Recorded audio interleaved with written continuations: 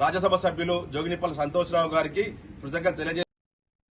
విశాఖ జిల్లా భీమిలి నియోజకవర్గం తాళవలస పంచాయతీలోని ఎస్సీ కాలనీలో 12వ వార్డు వాసులకు త్రాగునీరు ఎద్దడి సమస్య ఎదురైంది. ఈ విషయాన్ని ఏవన్ టీవీ తెలుగు ఛానల్ ప్రసారం చేయడంతో ప్రభుత్వం యంత్రాంగం స్పందించింది. వెంటనే అక్కడికి చేరుకుని త్రాగునీటి సమస్యను పరిష్కరించింది. సమస్య పరిష్కారం అయినందుకు స్థానిక కాలనీ వాసులు సంతృప్తి వ్యక్తం చేస్తూ ఛానల్ రిపోర్టర్ భాగం స్వాతి సుధాకర్కు కృతజ్ఞతలు తెలిపారు.